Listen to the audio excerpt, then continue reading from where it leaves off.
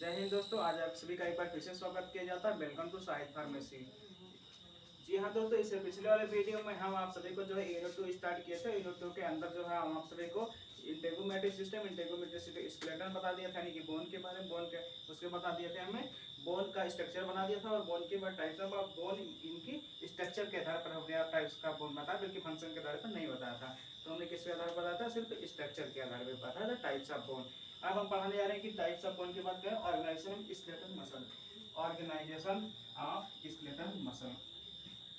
Organisation का मतलब क्या होता है, इसमें देखेंगे। सबसे पहले ऑर्गेनाइजेशन में होता क्या है, जैसे मान लीजिए आप जितने लोग वीडियो देख रहे थे, इसमें से कुछ लोग ऐसे भी होंगे जिनकी शादी हो गई होगी, या फिर कुछ ऐसे लोग हैं जिनकी शादी नहीं हुई है।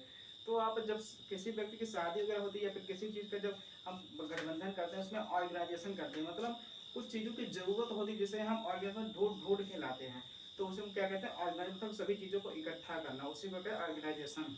तो आप सभी जो है शादी करेंगे तो उसमें जो सभी चीज़ें, कुछ चीज़ें इकट्ठा करनी पड़ती है, सब सामान, खाने पीने वाला, सभी रिश्तेदारों को, तो उन सभी को जो इकट्ठा करेंगे तो इसको एकजुट हो जाएंगे सब सारी, तो उसी का ऑर्गेनाइजेशन कहलाएंगे। तो उसी प्रकार ऑर्गेनाइजेशन आप जो है स्केलेटल मसल क्या होता है, यानी कि स्केलेटल मतलब हमारी बॉडी, स्केलेटल मतलब क्या? हमारी बॉडी की हड्डियाँ। मसल मतलब जानते हैं, मसल मतलब मांसपेशियाँ, यानी कि हमारी हड्डियाँ और मांसपेशियाँ ऑर्गेनाइजेशन ऑफ होती हैं। मतलब कैसे? मतलब हमारी, ये हो गया हमारा, देखिए ये हमारा सिंपल से हो गया बोन, और ये हमारा क्या हो गया? मसल।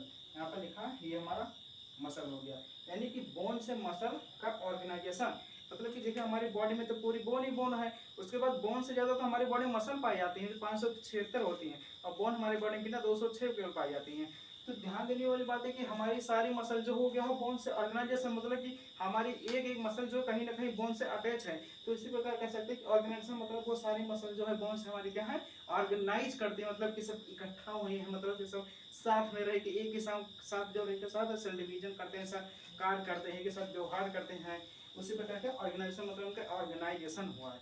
आप इतना समझ गए ऑर्गेनाइजेशन का मतलब क्या होता है? मतलब एक ही साथ कार्यरत होना, इकट्ठा होकर, मतलब अटैच रहना, या फिर कह सकते हैं एक ही ग्रुप में आकर अटैच होना, यानी कि हमारे जो बोन से और मसल का जो है एक संपर्क होना। जैसे आपका बोन इससे क्या हुआ, ये आकर मसल अटैच हुआ, तो ये क्या होगा? ऑर्गेनाइजेशन हो गया। जब ये डिवीजन हो गया तो ये दोनों अलग हो गए। इसी प्रकार इसको अटैच होने के ऑर्गेनाइजेशन, मतलब कि इकट्ठा हो गए। आप ये सब समझिए। अब फिगर के माध्यम से पहले देख लीजिए डिफिनेशन। तो आप सब अगर फिगर एचएपी में एक बात में जो मेन होती है कि अगर आपको फिगर समझ में आ जाता है तो उसके बाद आप खुद ही लिख सकते हैं कि ये जो है होता क्या है, उसके बाद डिफिनेशन आप खुद बना सकते हैं कि ये सब कैसे होता है।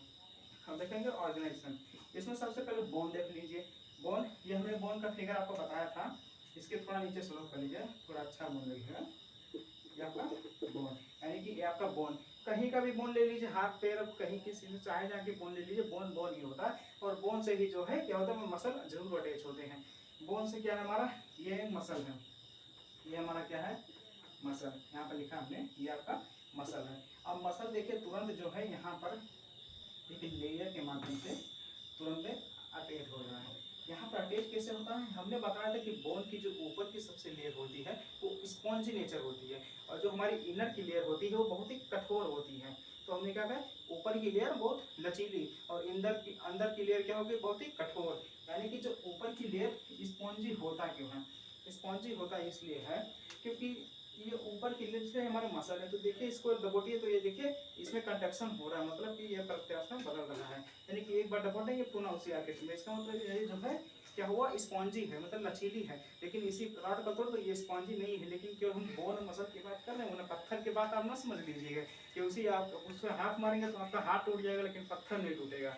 ठीक है, तो पत्थर की बात मत समझिए, हम केवल जो है एचएपी से ही बात करें, क्योंकि हम एचएपी के बारे में पढ़ा रहे हैं तो आपको एचएपी से ही एग्जाम्पल देंगे, अन्य सब्जेक्ट से एग्जाम्पल नहीं उठा के देंगे।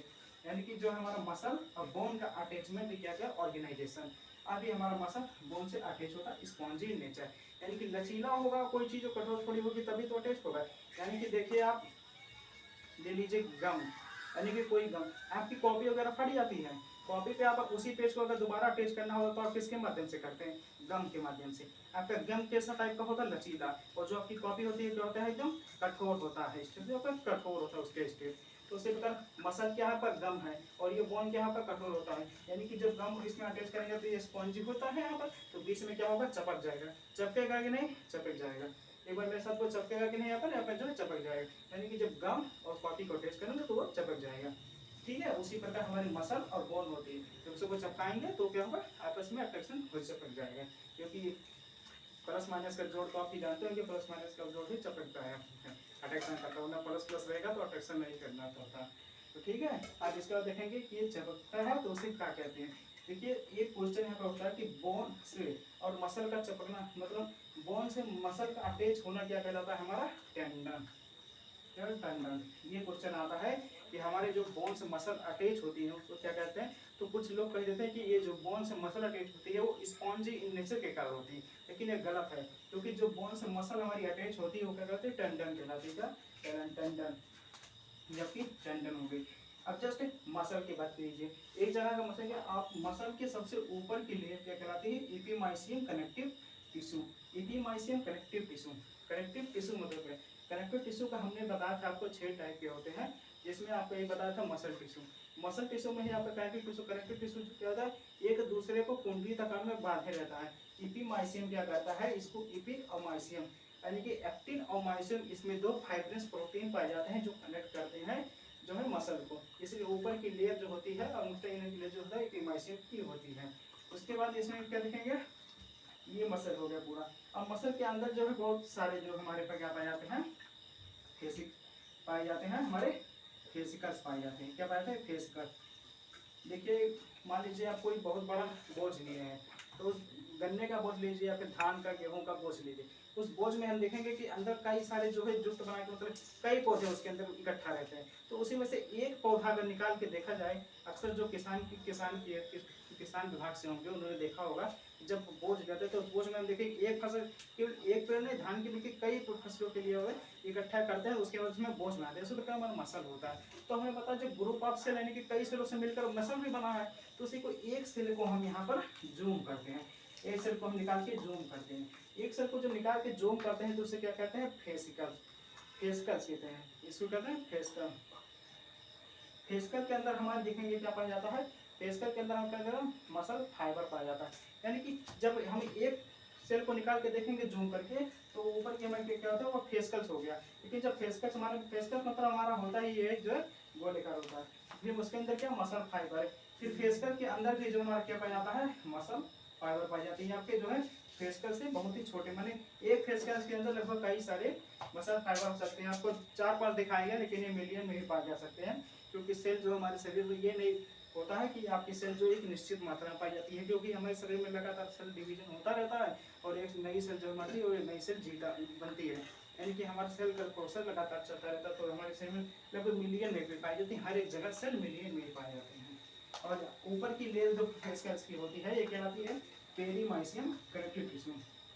देखिए एपिमाइसियम कनेक्टिव टिश्यू जो होता है हमारे मसल के ऊपर की पाई जाती है, लेकिन मसल के अंदर से जब एक सेल को जूम करेंगे तो सेल के जो ऊपर का स्ट्रक्चर होता है वो मसल के, ध्यान दीजिए सेल के ऊपर का लेयर जो होता है सेल मेम्ब्रेन कहलाता है, लेकिन सेल के, लेकिन जब मसल के अंदर की बात करेंगे, सेल को एक सेल को जूम करेंगे फेसिकल्स को, जिसपे जो हमारे नर्वस सिस्टम से लपेटे रहते हैं, उसके को कहते हैं पेरीमाइसियम कनेक्टिव टिश्यू, यानी कि उस फेसिकल्स के अंदर भी देखिए क्या कहते हैं, पेरीमाइसियम कनेक्टिव टिश्यू जो है, जिसको क्या कहते हैं कुंडली, यानी कि बांधे रहता है, ताकि उसके अंदर के फेसिकल्स जो है बाहर ना निकले, क्योंकि ये इसलिए बांधे रहते हैं, क्योंकि अगर ये मान लीजिए निकल भी गए तो हमारी कनेक्टिव टिश्यू टूट जाएगी, और कनेक्टिव टूट जाएंगे तो हमारे शरीर में फैट ज़्यादा बढ़ जाएगा, फैट बढ़ने से मनुष्य के मसल्स में जो है गैप आ जाता है, तो उसी से फैट बढ़ जाता है, बाकी उसे बात की बातें हैं, लेकिन ये हमारे फेसिकल्स यहाँ पर ये।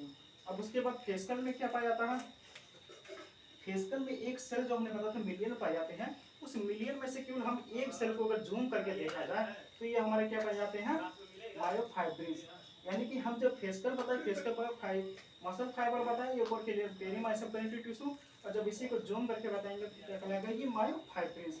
मायोफाइब्रिल्स क्या होते हैं, हमारे एक मतलब एक बंडल है, उस बंडल को जूम करके फिर से एक रॉड निकाला गया, उस रॉड से भी एक रॉड निकाला गया, लेकिन फिगर के माध्यम से आप सब समझ पाएंगे कि कैसे क्या निकल रहा है, वरना नहीं समझ पाएंगे। वैसे हम जो गट्ठा का एग्जांपल दिए हैं कि आप कई बोझों को लकड़ी बना लीजिए, उसके अंदर पहले 10 लकड़ियाँ निकालिए, 10 के बाद उसी में से 2 निकालिए, फिर उसमें से 2 में से 1 निकालिए, तो एक लंबा ऐसे प्रोसेस होते हुए एक लास्ट निकल के 1 निकलता है, तो वही लास्ट में एक जो निकलता है वो क्या होता है आपका मायोफाइब्रिल्स, यानी कि उसमें क्या पाया था actin myosin, actin myosin protein क्या होते हैं?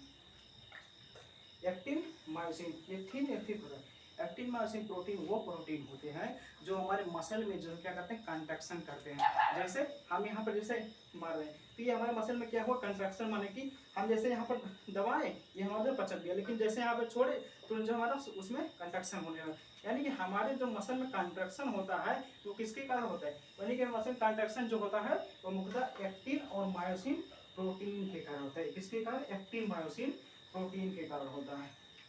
तो इसे ये हमारा जो है मसल होता है अटैच होता है। अब इसमें देख लीजिए हमारी मसल है तो यहाँ पर नर्वस पाई जाती है। अब जैसे हम यहाँ पर अगर छोटी चिंगुटी खाती है या फिर कोई चोट लगे या फिर हमको कट जाए, जलन होने लगे, कुछ भी हो जाए तो तुरंत जो है हमारे नर्वस के द्वारा है सूचना जो है तुरंत हमारे मस्तिष्क से पहुँचती है। तो हमारे मस्तिष्क से जैसे पहुँचती है वहाँ पर नर्वस सिस्टम तुरंत एक्टिवेट रहते हैं, और हमारे नर्वस सिस्टम जब पहुँचते हैं तो जाहिर से होता है कि मसल हमारे यहाँ सेल है, तो जीवित रहने के लिए ऑक्सीजन चाहिए, तो ऑक्सीजन हमारा कहाँ से है? ब्लड वेसल से आता है। तो हमारे मसल को कहाँ से ऑक्सीजन मिलता है? ब्लड वेसल्स के द्वारा मिलता है।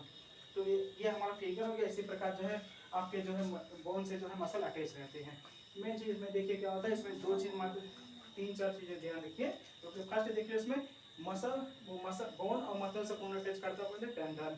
मसल की ऊपर की लेयर क्या कहलाती है? Epimysium connective tissue. ये मसल के अंदर क्या पाए जाते हैं? मसल के अंदर फेसकल्स पाए जाते हैं गोल आकार, यानी कि बहुत बड़ा मसल है। माने मसल्स ये मांसपेशी है, लेकिन मांसपेशी के अंदर देखिए तो सारे से छोटे छोटे फेसकल्स पाए जाते हैं। क्या पाए जाते हैं? फेसकल्स। यानी ये बहुत बड़ा जो आपका बहुत बड़ा बोझा है, उसके बाद अंदर से क्या है बहुत छोटी छोटी लकड़ियाँ पाई जाती हैं। इसी प्रकार हमारा जो है मसल होता है, मसल से यानी कि फेसकल्स होता है। फेसकल क्या है? मसल फाइबर पाए जाते हैं। उसी फेसकल्स को जो जूम करके निकालेंगे तो उसे क्या कहते हैं? मायोफाइब्रिल्स। मायोफाइब्रिल्स को कहते हैं एक्टिन मायोसिन, जो हमारे क्या करते हैं मुख्यतः एक्टिव मायोसिन बॉडी कंट्रैक्शन यानी मसल कंट्रैक्शन, यानी कि हमें चलने फिरने में हेल्प। तो हमारे मांसपेशियां कंट्रैक्शन नहीं करेंगे तो हम कैसे चलेंगे? उसे क्या एक्टिव मायोसिन क्या करते हैं? हेल्प करते हैं हमारे चलने में। और नर्वस सिस्टम, नर्वस तो जानते होंगे कि अगर हमारी सूचनाएं जो मस्तिष्क में नहीं पहुंचेंगी, कोई हमें मार के भी चला जाए तो हम नहीं जान पाएंगे कि हमारी कोई हमको यहाँ चाकू मार रहा है कि कोई क्या कर रहा है। ठीक है, इसीलिए नर्वस सिस्टम बहुत काम आती है। आपको कोई मार के चला जाए, आपका नर्वस सिस्टम अगर नहीं काम कर रहा है तो आप जान पाएंगे कि कैसे कि हमको कोई मार रहा है। मान लीजिए आपको यहाँ पर कट लग जाए, हाथ में कट लग जाए, आप जान पाएंगे कि कैसे हमको कट लग गया? नहीं जान पाएंगे ना। तो इसीलिए नर्वस सिस्टम हमारे जीवन में जो है बहुत ही अहम भूमिका निभाता है, क्योंकि नर्वस सिस्टम में क्या होता है, कोमा का नाम सुनेंगे, उस कोमा पेशेंट की जो है कोमा में क्या होता है, नर्वस सिस्टम काम करना बंद कर देते हैं, तो वो व्यक्ति एक मरे हुए व्यक्ति के समान हो जाता है। ऐसा भगवान अगर न हो, लेकिन इसमें जो नर्वस सिस्टम बहुत ही अहम भूमिका निभाता है। ब्लड वेसल तो जानते हैं ऑक्सीजन सप्लाई के लिए। आपका डिफिनेशन के माध्यम से देख लीजिए कि क्या क्लियर होता है। Skeletal muscles are those muscle which attach bones by tendon. हमने लिखा पहला line, skeletal muscle are those muscle which attach by tendon, यानी कि हमारा जो स्केलेटल मसल्स होता है और बोन और जो मसल किससे अटैच होता है? बाय टेंडन के द्वारा। कि किससे अटैच? टेंडन के द्वारा। And movement occur due to actin myosin protein.